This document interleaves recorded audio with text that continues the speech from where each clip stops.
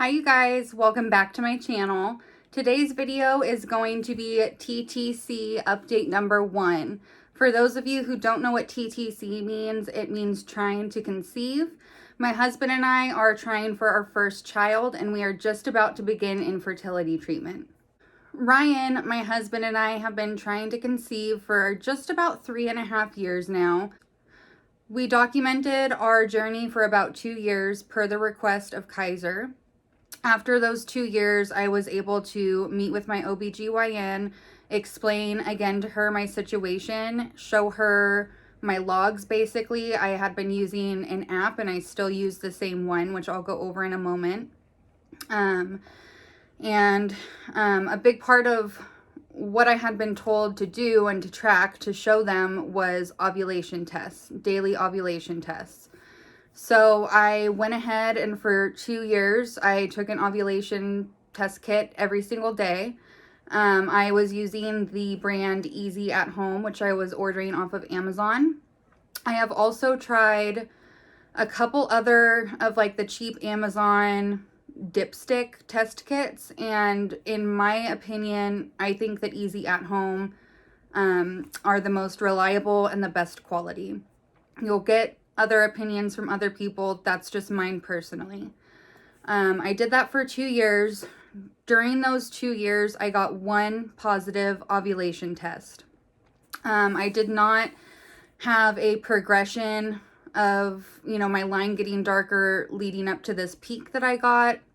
And I took 2 more ovulation tests that same night because I was honestly very surprised by the positive. I did not even know what to make of it or how to process it because I just wasn't expecting it at all. I had been pretty much told already that I probably wasn't ovulating on my own, naturally anyway. And so when I saw that, I was shocked and I wanted to confirm. And the other 2 tests that I took that night were darker than normal. It looked like it was fading though with each test. And I took them all within 30 minutes. So I got the 1 peak, like positive ovulation test, and that was it. It kind of, in my mind, didn't make sense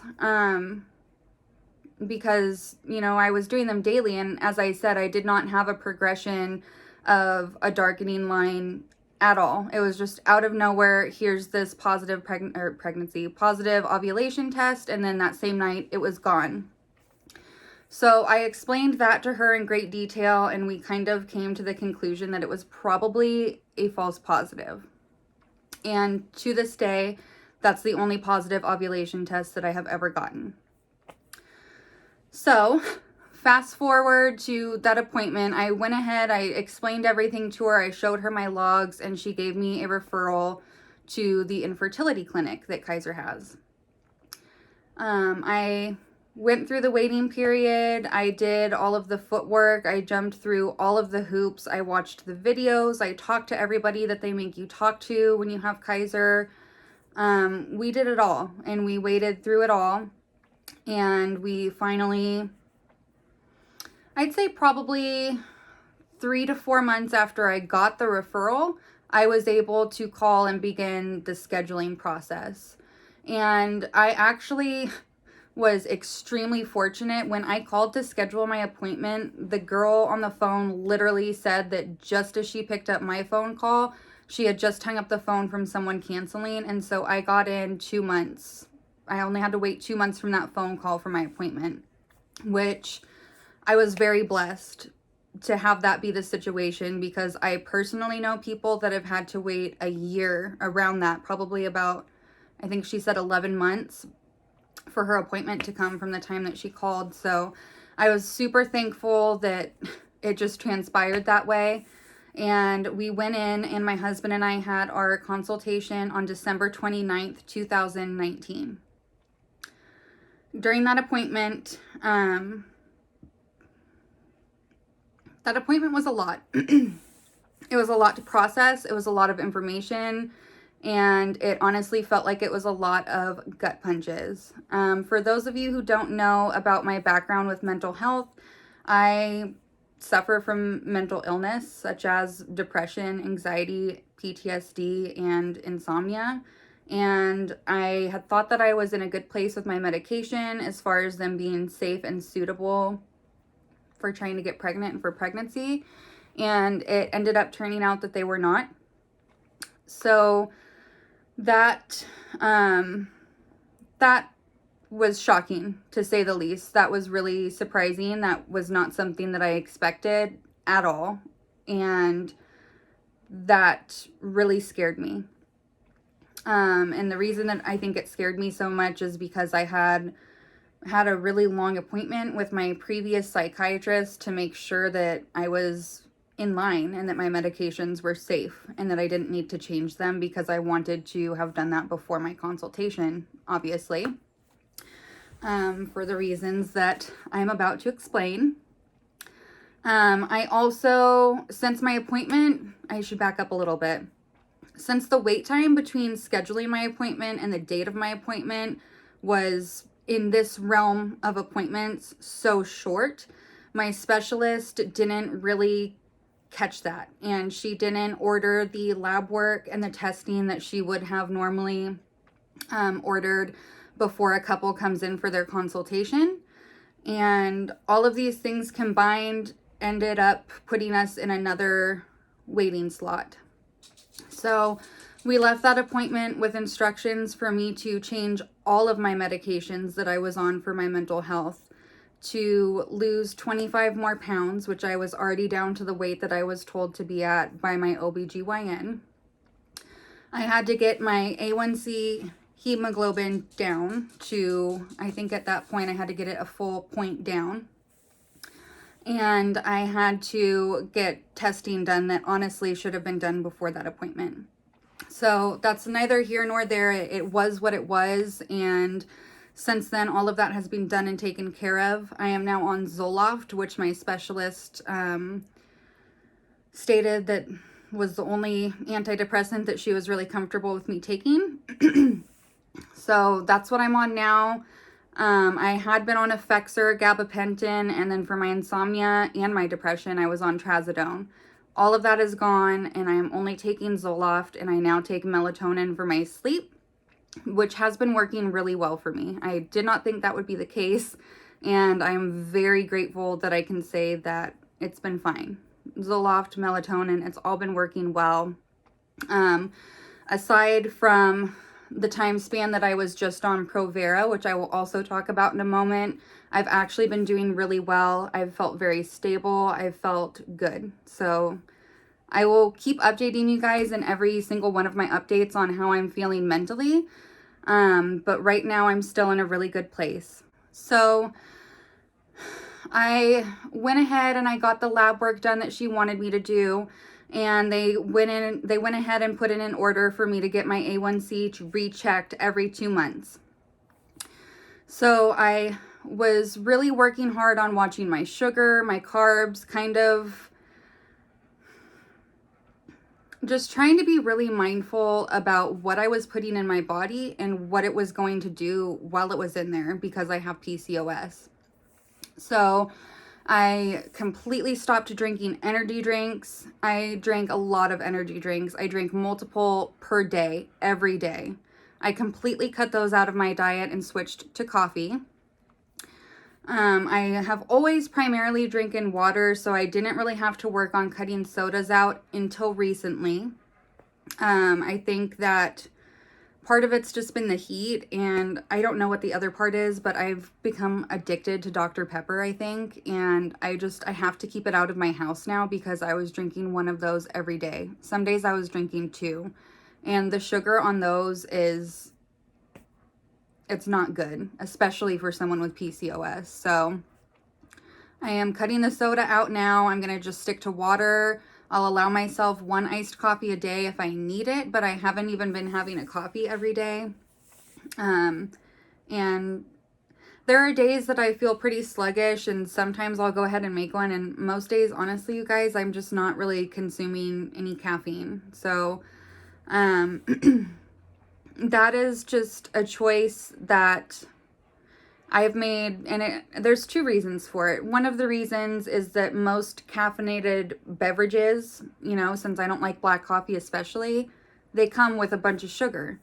And the other reason is that, most of us know, and if you don't, then I'll go ahead and tell you, you're not supposed to have more than 1 cup of, preferably, per my specialist, maybe yours has a different opinion, but per my specialist, I'm supposed to only have 1 cup of half calf coffee per day, not even fully caffeinated coffee. It's supposed to be half calf. So I'm just not going to drink the coffee unless I feel like I really need it, you guys. And there are days that I do drink it because I do feel like I need it. And I'm not ashamed or embarrassed to say that. But for me, and just with my anxiety and everything, I'm finding that anything I can do to just eliminate a chance or a worry or a door opening to a bad thing happening, I'm just going to go ahead and eliminate it. So that's just where I stand, and that's just how I feel. I know that a lot of people are going to hear me say that and respond with, well, you can't live in fear. And I don't feel like I do. I don't feel like I'm so scared of everything that could go wrong that I'm like not living. I'm just trying to be really careful and smart about the way that I am living, because right now my life is trying to be lived for 2, and I have to be smart. I have to be responsible, and I have to be able to go to bed at night knowing that I'm not, creating a negative chance. So I got my lab work done, and I was able to get my A1C down to, I believe, a 5.6 is the highest that they wanted it to be at. I got it down, and it has actually stayed there. It hasn't gone up or down since. I've stayed right there at 5.6 since February. So that's good. But like I said, I'm cutting the sodas and stuff out now to try to get it down even lower, because my A1C being up really increases my chances of having a chemical pregnancy, which I want to avoid at all costs, obviously. So we got that down. Once my A1C was down, they decided to go ahead and order the HSG, which is a dye X-ray ultrasound type of thing to see if your tubes are blocked, your fallopian tubes. During this procedure, if your tubes are blocked, there is a chance that they will be able to unblock them, which was the case for one of my tubes. Upon starting the HSG, lo and behold, both of my tubes were completely blocked off shut. Using the back pressure that they use to shoot the dye through your tubes into your ovaries, they were able to unblock the left tube, but the right side, my right fallopian tube, is unfortunately still completely closed off, and they were not able to clear that blockage. And they tried for probably about 30 minutes, and it was excruciating. It was very, very painful, very painful. And it is what it is. I immediately obviously wanted to have a meltdown. Like, how can I only have 1 tube? What does that mean? How is this going to even work? In my mind, that meant I only had half the chance that I already had, which had always, since we started this, felt like kind of a bad one. So leaving my HSG, knowing that I had 1 blocked tube, I didn't feel very good. My specialist called me a couple hours after my appointment to see how I was feeling and to go over the results. And during that phone call, I got quite a bit of reassurance that it would be okay. I was told that typically our bodies ovulate side to side, and they'll alternate. So one cycle you'll ovulate on your right side, and the next you'll ovulate on your left. The medication that they're going to be giving me to make my body basically super ovulate has been known in some people to cause double-sided ovulation. So knowing both of those things, I felt a little bit better. And I wasn't scared so much as just kind of like, okay, this is another hurdle that I have to deal with. And again, it just is what it is, quite frankly. There's nothing that I can do to change it. With that being said, when I get into what treatment is going to look like for me, I'll kind of go into how having 1 blocked tube plays into that. I did have a dermoid cyst removed from my right ovary about 2.5 years ago. But that's just another thing that I've gone through and that has been a part of my reproductive history. Since the HSG, we have kind of been in a holding pattern, and the holding pattern has been due to getting my medications figured out, losing a little bit more weight, and quitting smoking, to be very honest with you guys. I have now been cigarette free for over a month. I feel fantastic. It's been a lot easier than I thought it would have. Not to say that it hasn't been hard, but I definitely had the worst case scenario in mind when I was getting ready to do this, because I didn't want to be surprised in a bad way. And I'm grateful that I did, because I've been surprised in a good way. My medication, as I've already said, that transition has been very smooth, and I'm very grateful for that.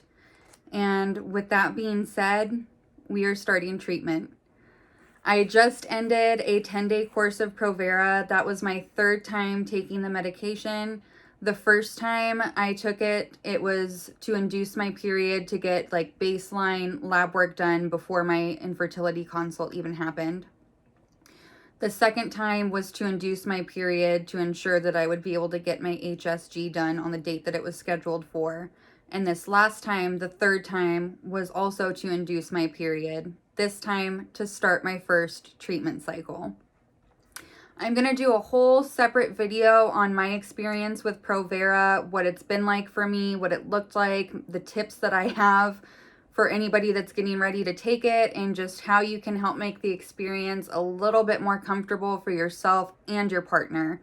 Because in my experience personally with Provera, it's nothing extreme, and it's nothing to be afraid of, but it is something to prepare for, because there are some side effects. I'll just say that. There are some side effects of Provera. Again, nothing extreme, nothing to be afraid of. I'm not trying to scare anybody, but I am trying to be real with you guys, and Provera is not the most fun. I am currently on cycle day 3. I started my period the first day that I was not on the Provera anymore. So it was a 10-day course. On that 11th day, I started bleeding. I started bleeding right after the lab was closed for the day. Go figure. My luck. Typical Tori. I literally got to the lab, I think 13 minutes after they locked the doors. So that sucked a little bit, but it ended up being completely fine. I went yesterday morning, which was Labor Day, first thing, and I got my blood drawn. It was still within 24 hours of my bleed starting, so it was all good. I only had to get 2 vials taken this time, which was good. They've had to take a lot more than that in the past a couple times. And right now, you guys, I am literally waiting on a phone call from my specialist letting me know that my labs came back well. I'm praying that they did. And if that is the case, then we're going to go ahead and start scheduling my follicle scans, a COVID swab test for both Ryan and I, and she's going to go ahead and call in my medication. I cannot express to you guys how excited I am, how emotional I've been, not in a bad way, but just, I have been so emotional, you guys. I see people with their kids and it almost makes me start crying, like not in a sad way. I am thinking probably in like an excited or a happy way, but like I've just been emotional, and I know part of that is having been on the Provera and now coming off of it, as well as being on my period. But everything's been kind of a tearjerker for me. The medication as of now that I will be taking for treatment is letrozole, which is also known as metformin. And then I will also be getting HCG trigger shots. I'm not going to be able to show you guys my app because, as you know, I'm filming on my iPhone. But the app that I use to track my cycle and log all of my fertility data is Ovia Fertility, OVIA. I love this app. I love all of the options that it has as far as inputting information. It really tracks your symptoms down to the T, and for me, I found that it's been extremely helpful. Okay, I'm going to go ahead and start off with the supplements that I take on a daily basis before I go into what my husband takes. Some of these we do both take, so you will see some repeats. The first thing is a prenatal vitamin with DHA. I get these at Costco. They come in a 150 count bottle. I do also take a straight up folic acid supplement, 800 milligrams. I get this at Rayleigh's, which is a grocery store in my area, but I have found that folic acid can be a little bit hard to find, and I have only been able to find it in grocery stores. So that's just a little tip if you're having a hard time finding it and you don't necessarily want to order it online for whatever reason. Look in your grocery stores. They should have it. The next thing is CoQ10. I also get this at Costco. As you can see, it's just Kirkland brand. This one is 300 milligrams, and I take this. I take all three of these, actually, you guys, in the night, every PM. My husband and I both have like weekly pill planners. He just takes his supplements one time a day at night before bed. I take some in the morning and some at night. So I have one that's divided into AM and PM. You can come up. Come on. Oh, right. Wow. Oh. Oh, wow. Anyway, we take ours in the evening. The reason being is that way if it upsets our stomach or anything like that, we're asleep. And if nothing else, we're at home if we need to like run to the bathroom. None of these upset our stomach though, just an FYI. And aside from that, at night, I take melatonin for sleep, like I've said, and I also take my Zoloft at night because my specialist said that it's known to make people pretty drowsy. In the mornings, the only thing that I take right now, since I'm not on any of my fertility treatment medications at this moment, I take apple cider vinegar every morning, just a capsule. I cannot handle the flavor to like take a shot of the liquid, so I buy capsules at Costco. Ryan's medication is very similar to mine every night. He also takes a daily multivitamin. Again, these are just from Costco. They're not specific to men or women. They're just kind of a for everybody generic multivitamin.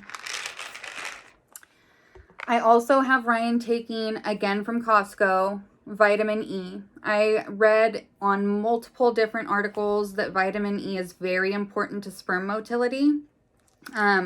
For those of you who don't know, Ryan is very healthy. He has no issues. There is no male factor infertility involved in our story. It is all within me and my body, which I feel fortunate for.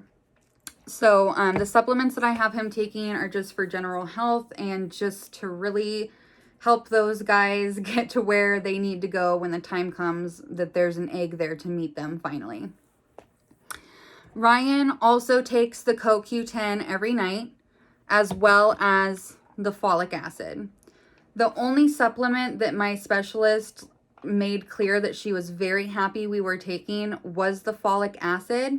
I'm not a healthcare provider, you guys. I'm not a doctor, nothing of that sort. But if you're looking for a recommendation on a good supplement to take while you are trying to conceive, mine would be folic acid. With that being said, you guys, that is pretty much where we're at right now. With treatment starting in the next couple of weeks, you guys will be seeing a lot more of me. We're going to get a lot more personal and just a lot more familiar with each other. I will make sure that I bring you guys along if I'm able to for my follicle scans and for all of that. As soon as I hear back from my specialist as to whether or not my labs were favorable and I hopefully get my scans and everything scheduled, I'm going to go ahead and let you guys know over on my Instagram. So with that being said, if you're not already following me on Instagram, make sure you go ahead and follow me because I keep you guys updated daily on there. Anyways, I think that is going to be it for today's video, you guys. Thank you so much for watching. I'm so grateful to have you guys supporting us on this journey. It means more than I will ever be able to tell you guys. We love you all so much. We cannot wait to continue sharing this with you. Please like this video if you haven't already. Subscribe to my channel, and I'll see you guys in the next one.